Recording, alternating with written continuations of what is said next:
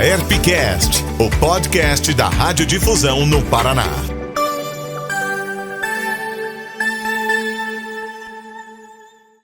Olá, este é o episódio 12 do ERPcast e eu, Amanda Yargas, te acompanho em uma conversa sobre a responsabilidade social das emissoras de rádio e TV. A gente recebe hoje o diretor de programação e produção da RPC, Marcelo Dias Lopes. Marcelo, bem-vindo! Oi, Amanda, tudo bem?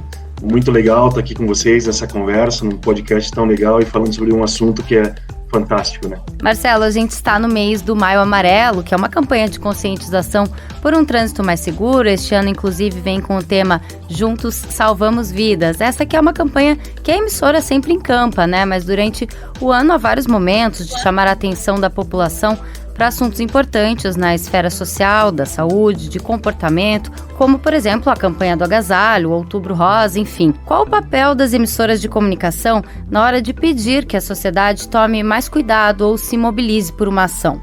Eu acho que é um papel fundamental, né? É a nossa forma de devolver à sociedade tudo que o público, né? Tudo que as pessoas, que os paranaenses, no nosso caso, fazem pela gente. Esse nosso público está todos os dias. E é fundamental, tendo esse canhão de audiência que a gente é, entrando na casa das pessoas todos os dias, que a gente tenha esse papel de levar causas, de levar situações e campanhas aí que sejam esclarecedoras e, sobretudo, que ajudem as pessoas que estão precisando. Então, independentemente de qual for a causa, você citou algumas aí, mas é fundamental o papel dos veículos de comunicação e, felizmente, eu vejo que cada vez isso é mais presente com a gente na RPC, no GRPcom como um todo, nos jornais, rádios, instituto, mas também nos outros veículos, o que deixa a todos nós muito felizes, né, de estarmos, de alguma forma, cumprindo nosso papel social em relação a isso. Marcelo, como que vocês escolhem quais os temas aí que a emissora vai incluir na sua programação, vai trabalhar? Porque é também uma dedicação, né? Você tem que pensar sobre aquilo, tem que fazer uma programação, tem que envolver vários agentes, tanto o jornalismo quanto, às vezes, outros atores ali que participam da emissora. Como vocês decidem isso em cada momento e como que é esse trabalho? Eu diria que todos os meses chegam até a gente sem número de causas aí, e de campanhas para apoiar. Dentro do possível, a gente procura apoiar todas, ou a maioria, claro, de acordo com alguns critérios, né? Acho que os critérios vão de acordo com, primeiro, os nossos valores da empresa, a nossa missão toda de estimular em cada um esse desejo de ser melhor e contribuir para o bem da sociedade. Quanto mais pessoas a causa atingir, melhor. Então, você está efetivamente ajudando mais pessoas, causas que a gente possa efetivamente se engajar, né, que a gente tenha mais facilidade de levar ao grande público das mais diversas formas. E aí, quando você me pergunta da campanha ali, desse engajamento que a gente faz interno com diversas áreas, é muito em relação a isso. Quando a gente apoia uma campanha, a gente está realmente entrando, fazendo parte, né? Geralmente uma entidade organiza, alguém organiza, ou algumas delas partem nós mesmos, né? O próprio grupo GRPcom, a RPC organizam algumas campanhas, mas a gente entra de cabeça. Então, acho que um ponto muito importante é o quanto a gente consegue mergulhar nisso para que realmente isso resulte num ótimo resultado ali no final. Então, esses são alguns dos parâmetros, né, que a gente usa para conseguir definir o apoio às campanhas. E acaba que essa postura ela também contribui para uma imagem positiva da emissora, né, frente aí aos ouvintes, os espectadores, como é o caso, mas também para os anunciantes, não é isso? Eu acho que, sem dúvida, quando você está fazendo um trabalho em prol da sociedade, sem dúvida que isso tudo vem como consequência. Não é o objetivo principal. O objetivo principal é realmente a gente poder ajudar a fazer uma sociedade melhor, poder ajudar com que mais pessoas tenham, em determinados casos, condições melhores de vida, ou tenham seus problemas resolvidos. Às vezes é uma questão de saúde, às vezes é uma questão de trânsito, questão de frio, como a campanha do agasalho, né? Questão de presentes como Natal, campanha de Páscoa e tantas outras que a gente apoia e realmente ama fazer. Então, as outras questões todas de imagem, ela vem mas eu posso te dizer que elas não são o objetivo principal. O objetivo principal é a gente conseguir resolver essas dores, sanar essas dores, resolver os problemas que existem. Mas, obviamente, que isso acaba vindo. Acaba vindo de que forma? A sociedade enxerga que a empresa, que o veículo de comunicação está realmente atuando de uma forma como se espera. E aí a interação é natural. A gente percebe que a interação, número de mensagens, número de ligações, de e-mails que a gente recebe em cada campanha, ele é muito grande. As pessoas querendo participar, as pessoas tendo muita vontade de participar. Então, é através dessa repercussão que vem essa imagem, né? É uma coisa natural, que não precisa ser forçado ou ter alguma estratégia em relação a isso, né? Ela tem que ser uma reação natural. E como que vocês mensuram esse retorno, né? Se a campanha foi efetiva, se ela realmente chegou ao seu objetivo? Isso talvez seja um pouco mais fácil em campanhas como é o caso de arrecadação de agasalho, que a gente falou aqui, mas um pouco mais difícil nesse caso de uma campanha, que é o que a gente tem agora, de conscientização, uma campanha sobre o trânsito. Como que a emissora, ela avalia se o trabalho que ela está fazendo nessa esfera social, ela está tendo um resultado positivo? Eu acho que cada campanha tem uma forma que a gente vai conseguir mensurar melhor. Como você citou aí, campanhas do agasalho, do brinquedo, a gente consegue mensurar por número de pessoas que são beneficiadas ali na frente. De uma forma mais fácil, porque você tem algo físico que é entregue e a gente faz essa entrega. Então, né, nesse tipo de campanha, a gente está diretamente ligado a essa entrega final, né? Junto com quem está fazendo meio campo, mas fazendo a entrega final. Numa campanha como a campanha do Maio Amarelo, super importante, que a gente já há vários anos apoia e entende e vê a cada dia nas nossas ruas, né, por que fazer essa campanha, as necessidades de se fazer, necessidade de conscientização das pessoas, porque como a própria campanha fala, quem faz o trânsito somos nós. Então não é algo externo que está fazendo com que os problemas de trânsito aconteçam. Na verdade é um comportamento da sociedade, comportamento da comunidade, das cidades, né, está presente nos bairros, somos nós que fazemos o trânsito.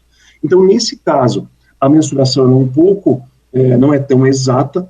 Agora, quanto mais a gente fala e percebe aí, a gente tem, pelas mensagens que a gente recebe, pelos apoios que a gente recebe, e pessoas querendo participar das ações que são montadas, dos eventos que acontecem, que a gente organiza, então a gente consegue dimensionar por aí, e claro, sempre com um número, e aí a gente traz muito isso em cima, em relação ao nosso jornalismo, números que o nosso jornalismo aí constantemente trabalha durante todo o ano em relação a acidentes, a atropelamentos e tantas outras situações que a gente tem.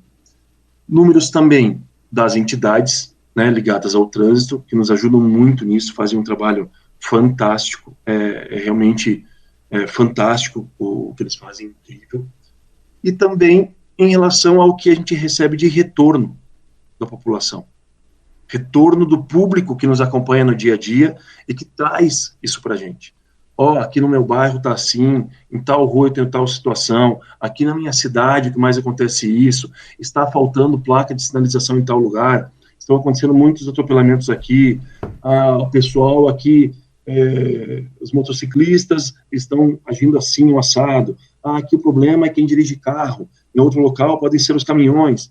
Então, uma série de situações aí, né, que a gente vai condensando, vai trazendo tudo isso para planilhas e vai entendendo para que direção seguir nas campanhas, né? Então, nesse caso, de uma campanha como o Maio Amarelo, tudo isso é muito importante para que a gente consiga saber para onde direcionar.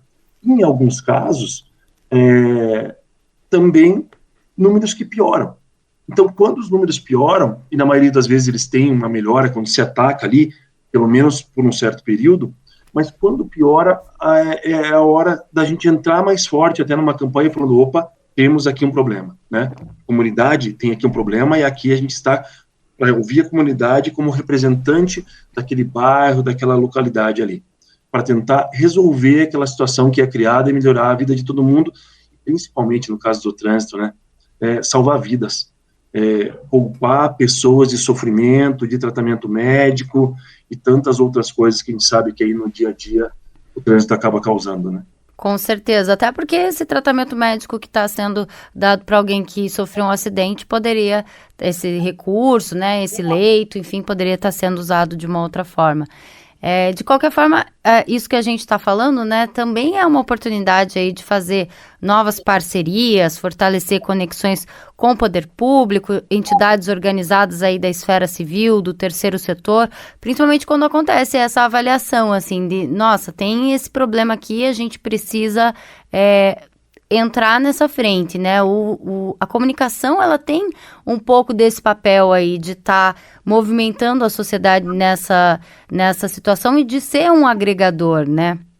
Exato, diria que a comunicação tem, nós, veículos de comunicação, temos essa obrigação, né, essa responsabilidade perante a comunidade, perante a sociedade, de fazer esse papel. E aí as palavras parceria, conexão, elas se encaixam de uma forma muito perfeita. Nesse aspecto dessas grandes campanhas para resolver esses problemas, essas dores que existem, ninguém faz nada sozinho. A RPC atinge todo dia ali milhões e milhões de pessoas.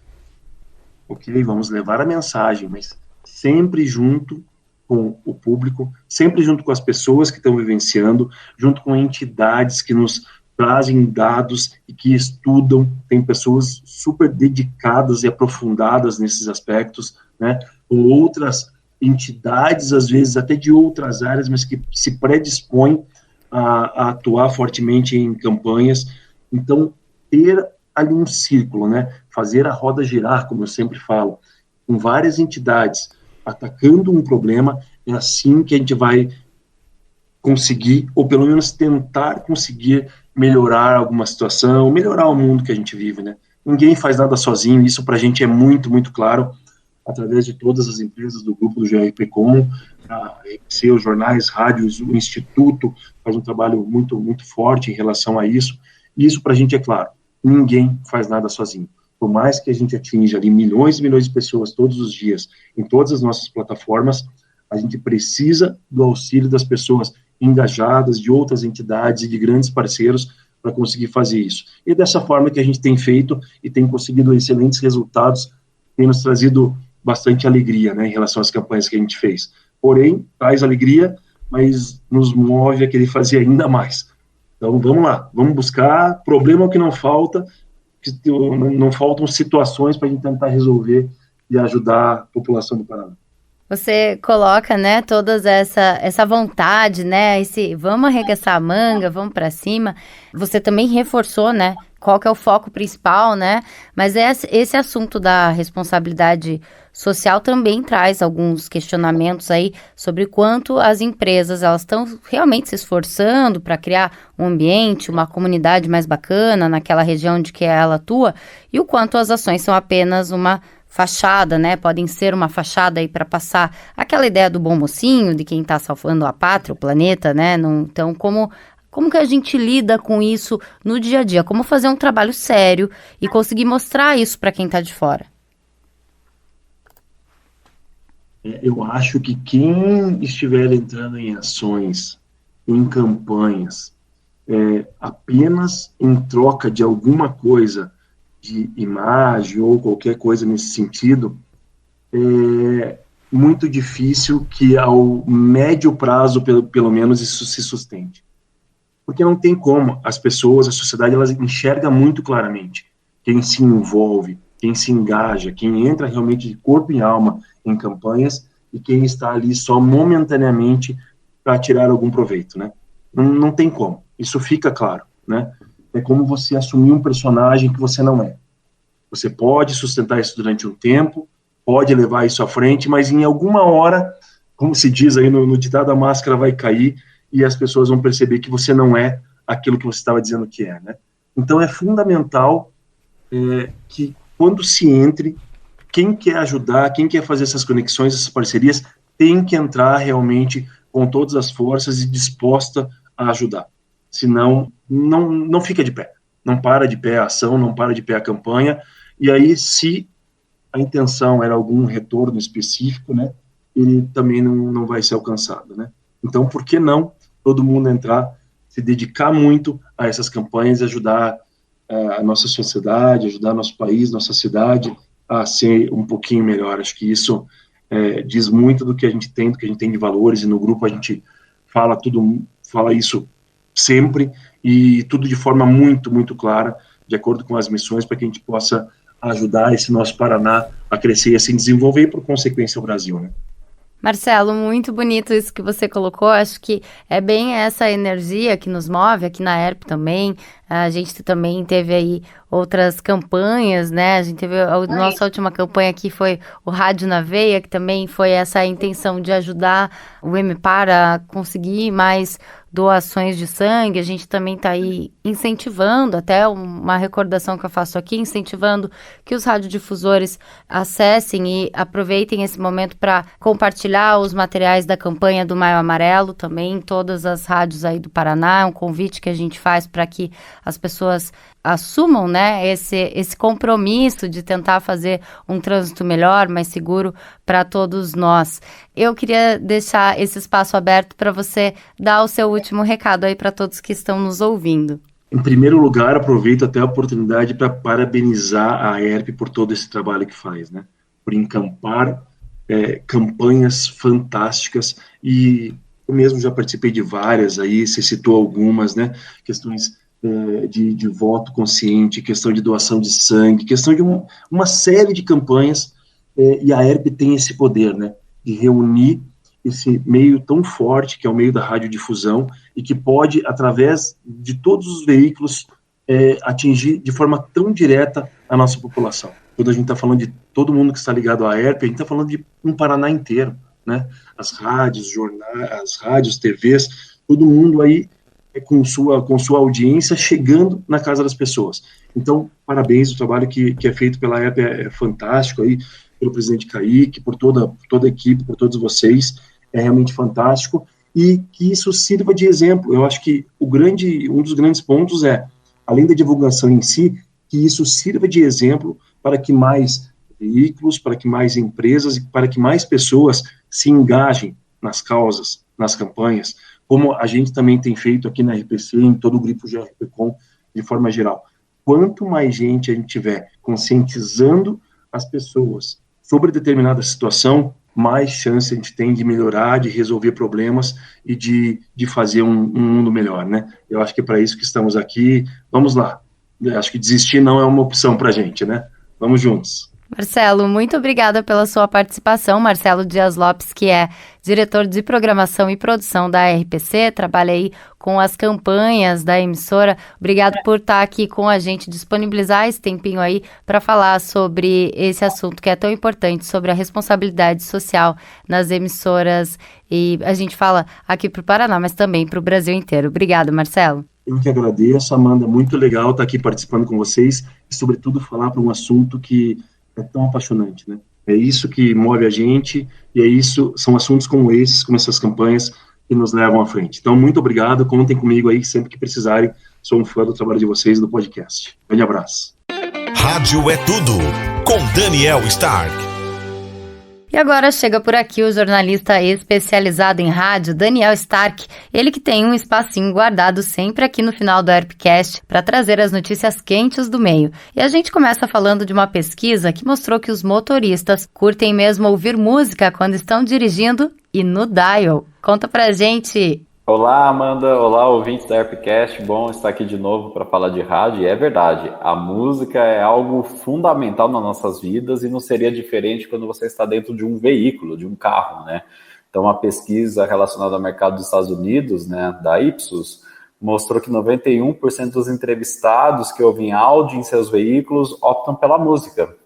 E tem algumas funções importantes como RDS e rádio híbrido também são relacionadas de alguma forma a essa pesquisa. Eu vou destacar melhor.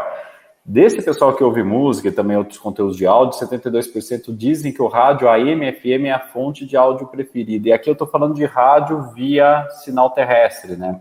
Então não está dentro desse 72% o universo, o streaming, por exemplo, de rádio, que também está presente nos veículos, né? E para vocês terem uma ideia de como é importante a presença do áudio, do sistema de entretenimento, né, nos veículos, né, é importante na hora da decisão de a compra de um carro, a qualidade desse sistema de áudio, né, disponibilizado no veículo. E a pesquisa mostrou que, como para 95% dos entrevistados é importante ter um som de alta qualidade. 93% deseja por música gratuita. 87% informações do artista exibidas na tela, o que aí, para nós, também é importante a lembrança do RDS. Quanto mais informação você utilizar no sistema de RDS, é algo que é bem aceito por esse público, até desejável, né? 87% dos entrevistados desejam rádios locais disponibilizados de alguma forma em seus veículos. E 79% recomendações personalizadas. Então, para você ver como o rádio é algo natural dentro desse ecossistema, carro, digamos assim, né? E a música é o principal conteúdo buscado e o rádio é a ferramenta mais assim, preferida por essas pessoas para ter acesso à música. Então tem um outro detalhe, um outro recorte, que é alguma novidade que começa a aparecer, muitos falam que até o futuro do rádio, né, é o rádio ser híbrido, que é misturar o melhor da transmissão terrestre com os dados de internet, como streaming e outras informações. O levantamento já mostra que 54% dos entrevistados desejam que o seu sistema, né, multimídia nos carros, tenha a capacidade de continuar ouvindo a estação de rádio digitalmente após você sair do alcance de cobertura dela. Então, esses entrevistados já desejam pelo formato híbrido quando apresentado a eles. Então, isso é bem interessante, mostra um pouco de como poderá ser o nosso futuro dentro desse ambiente fundamental para o rádio, que é o carro. E é legal porque se a gente pensar, né, isso soma com aquela ideia da rádio local, né? Então, a pessoa, ela quer ouvir essa rádio que é ali da cidade dela, que tá próximo, até para saber de show que vai acontecer ou do trânsito, enfim. Mas aí também, se ela vai sair da cidade, vai ficar longe, mesmo assim ela quer continuar ouvindo aquela rádio, né? Porque aí ela, mesmo que ela não pegue mais o sinal, ela quer continuar conectada através da internet. É a rádio que a pessoa está habituada a acompanhar, né? Então, para ela interessa muito que a limitação do sinal não seja um problema. Tanto que é uma conversa que já tivemos aqui no Appcast, daquele levantamento que mostrava as pessoas ouvindo rádio em alto mar pelo streaming, continuando a cobertura do sinal terrestre, mas quando o sinal não alcança, a pessoa corre para o digital. A gente já faz isso com as nossas ferramentas hoje. Melhor ainda se o sistema fizer isso de forma automática, seja algo natural. Então, a tendência é que talvez a gente corra para isso, né? Se discute muito isso nos congressos, a NAB provavelmente falou isso de novo, mostrou isso nas exposições da NAB. Então, é algo assim que eu, particularmente, acho muito empolgante. Eu, como ouvinte, adoraria ter isso disponível no meu carro. E a SERP, então a gente muda agora um pouquinho de foco, né? A SERP, que é a entidade irmã da ERP, lá de Pernambuco, a Associação das Emissoras de Rádio de lá, conseguiu convencer a Polícia Militar do Estado que revogou uma proibição de usar radinho nos estádios. A gente então estava falando sobre isso, né? De ter o rádio aí como seu acompanhante em todo o lugar que você vá. Dentro do estádio você está assistindo o jogo e mesmo assim você quer saber a transmissão da sua emissora favorita, não é isso? Exatamente. Essa notícia chegou pra gente aqui na redação Tudo Rádio e a gente achou, nossa, bizarra essa decisão. Assim, não tem outra definição para isso, né? Porque o radinho, ele é um companheiro para as pessoas, assim, independente da sua idade, se é tradição ou não, porque você quer saber o que o comentarista da sua rádio preferida falou sobre aquele lance que você acabou de assistir. Isso é muito interessante. E aí relacionar o radinho como uma possível arma para coibir a violência nos estádios me parece, no mínimo, insensato e até enxuga gelo, né? Porque não vai resolver. Então, as pessoas, se querem atirar coisas, vão atirar outras coisas, né? Talvez o celular, vai saber, né? Mas, enfim, bom que mostra a importância de uma associação, né, como a irmã da ERP, para agir em favor do meio, né? Porque foi rápida a ação. Logo que saiu essa notícia, a entidade de lá, a SERP, ela já se movimentou e conseguiu, já falou, nossa, a ideia não faz sentido. Sensibilizou a polícia militar e a história acabou. Só que, assim, foi interessante também ver a união do meio pernambucano através de sua associação, mas também do jeito que essa matéria foi repercutida lá. Então você viu concorrentes, veículos diferentes, como por exemplo a televisão, no caso foi a Globo citando a Rádio Jornal, mostrando como a Rádio Jornal, que é uma rádio muito importante na transmissão esportiva lá, como ela é importante para o uso do radinho, o que passa de emoção. Então, o meio se uniu para tirar essa ideia absurda, né? E como é fundamental que o meio ele se movimente como um bloco e defenda, né, a sua presença e afaste qualquer ideia absurda como essa que aconteceu em Pernambuco. Até porque o radinho, ele é o VAR do espectador lá, né? Exato, o VAR do torcedor. Às vezes ele não conseguiu ver direito o lance ali, então ele vai ouvir. Pênalti. Não, mas o comentarista que tá falando que não foi, que foi bem fora da área. Tá bom. Então, e aí, exatamente, vai tirar a dúvida ali, vai saber mais informação, o que tá acontecendo, né? Aquelas informações privilegiadas ali do jornalista que tá no campo, enfim, né? Então, convenhamos, né? E tem tanto jogo, Amanda, que tá chato o jogo e fica tão mais legal no rádio. Nossa, nossos profissionais de rádio, eles sabem dar aquela emoção que, tem jogo que eu falo, não acredito que tá tão bom assim. Eu vou ver a imagem e falo, nossa, que chatice. É verdade, o jornalista de rádio, ele é, antes de tudo, um artista, né? Exato. Ele traz ali uma questão de emoção, ele fala com o coração mesmo, para tanto o narrador, né, quanto o jornalista, para esse ouvinte, esse torcedor lá que pode até ter um apreço maior pelo que ele tá vendo do que no silêncio, né? E até quando a coisa tá muito ruim, né? Quando o time está péssimo, né? É o caso do meu time, nem vou entrar em detalhes, ele não anda grandes coisas. E aí é legal você acompanhar pelo rádio justamente para cornetar também, né? Ou seja, você criticar seu time, aí vai na onda dos comentaristas, isso é muito legal. Mas a gente reforça aqui que a ideia, né, e isso é uma coisa que se faz muito no jornalismo esportivo, no rádio, que é não incentivar a violência, né? A gente lembrar que futebol fala aí com as nossas emoções, mas também tem que ter um momento, uma linha que não deve ser passada, que é a linha da violência. Com certeza, que é o que acontece com o jornalismo também agora, em momentos de, digamos, mais acirramento de ânimos na política também, né? A crítica, na verdade, ela sempre foi importante, né? Desde que ela seja embasada, você realmente, quando um time, que eu dei o exemplo, está ruim, você tem os motivos para apontar porque esse time está ruim. Agora, desencadear para uma violência, né? Que aí até o rádio vira uma arma, assim, a gente está falhando realmente como sociedade. Felizmente, em relação ao rádio, a associação agiu rapidamente e mostrou que não é por aí o caminho. Então, isso é bem interessante também. E como sempre, a gente dá uma pincelada no que está acontecendo no meio da radiodifusão, também fora do país. E hoje a gente traz uma boa notícia da Austrália, o rádio batendo recorde de audiência por lá. Pois é, parece figurinha repetida porque a gente falou recentemente na Airpcast sobre a Austrália, né? Um país tão distante, mas bem interessante por ele também ser continental e ter grandes áreas metropolitanas, né?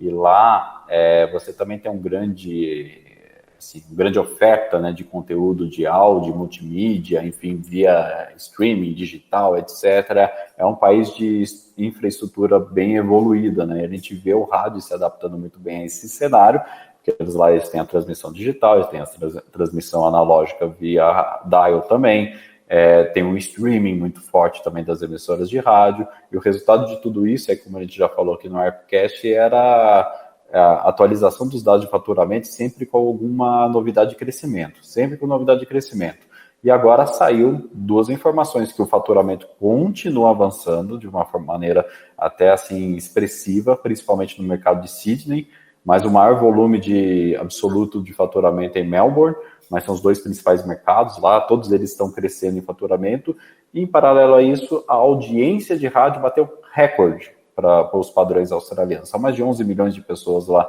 ouvindo o rádio semanalmente. É um país bem menor, para você ter uma ideia, o estado de São Paulo é bem mais populoso que a Austrália, mas você tem um número bem interessante, assim, guardado as devidas proporções, num país que tem fácil acesso à tecnologia e tem uma boa infraestrutura. Então, esse é um cenário, assim, do outro lado do mundo, mas que mostra como realmente, dependendo do mercado que você pega, que tem uma informação atualizada sobre o desempenho do rádio, você tem alguma notícia positiva. Geralmente a gente tem notícia positiva de consumo, então o rádio, de fato, é acompanhado pelas pessoas. Quando vem notícia positiva de faturamento também, anima bastante. Então é bom a gente até estudar o que o rádio australiano tem feito, né, que é similar também ao do Reino Unido, etc., para a gente entender qual é o modelo de negócio, para onde eles estão caminhando e que pode ser algo interessante também para a gente. Então, temos boas perspectivas aí. Daniel, obrigada por trazer aí as informações mais importantes do meio do rádio para os nossos ouvintes do Herpcast. Valeu por estar de novo aqui com a gente, Daniel.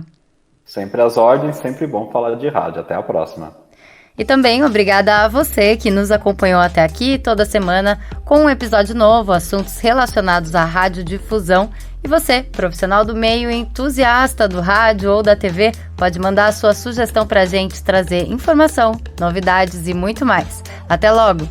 Você ouviu a Herpcast, uma produção da Herp, Associação das Emissoras de Radiodifusão do Paraná.